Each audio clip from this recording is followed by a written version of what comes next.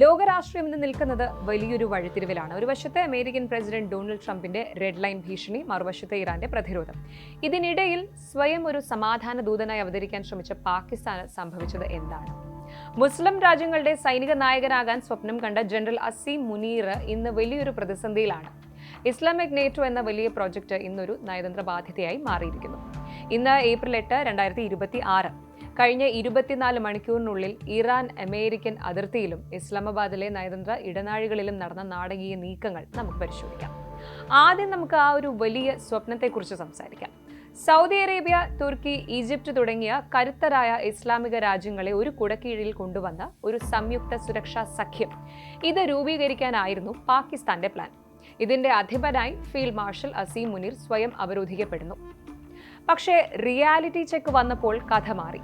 പാകിസ്ഥാന്റെ കയ്യിൽ ഈ സഖ്യത്തെ നയിക്കാനുള്ള സാമ്പത്തിക ഭദ്രതയോ ആയുധബലമോ ഇല്ലെന്ന് ഇന്ന് ലോകം തിരിച്ചറിയുന്നു. സ്വന്തം രാജ്യത്തെ സാമ്പത്തിക തകർച്ച പരിഹരിക്കാൻ ഗൾഫ് രാജ്യങ്ങൾക്ക് മുന്നിൽ കൈ നീട്ടുന്ന ഒരാൾ എങ്ങനെ ലോക സുരക്ഷ ഉറപ്പാക്കും? ഈ ഒരു ചോദ്യം ഇന്ന് അന്താരാഷ്ട്ര തലത്തിൽ ശക്തമാവുകയാണ്.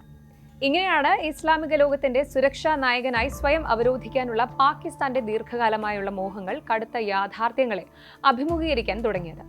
ഇസ്ലാമാബാദിന്റെ നേതൃത്വത്തിൽ രൂപപ്പെടുമെന്ന് കരുതിയ ഇസ്ലാമിക് നേറ്റോ എന്ന ബൃഹത്തായ സ്വപ്നം വെറും ഒരു നയതന്ത്ര ബാധ്യതയായി മാത്രം മാറിയിരിക്കുന്നു എന്നതാണ് ഇപ്പോഴത്തെ ഭൗമരാഷ്ട്രീയ സാഹചര്യങ്ങൾ വിരൽ ചൂണ്ടുന്നത്.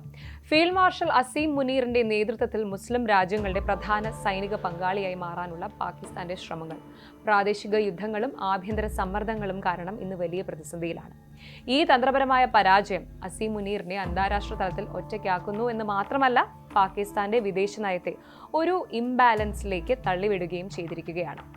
സൗദി അറേബ്യ, തുർക്കി, ഈജിപ്ത്, സൊമാലിയ തുടങ്ങിയ രാജ്യങ്ങളെ ഉൾപ്പെടുത്തി ഒരു സംയുക്ത സുരക്ഷാ സംവിധാനം കെട്ടിപ്പടുക്കുക എന്നതായിരുന്നു പാകിസ്ഥാന്റെ പ്രധാന ലക്ഷ്യം.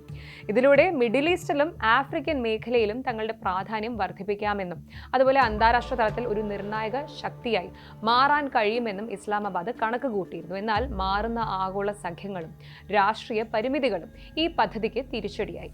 പാകിസ്ഥാന്റെ ആഭ്യന്തര സാഹചര്യങ്ങൾ തന്നെയാണ് ഇതിന് പ്രധാന തടസ്സമായത്.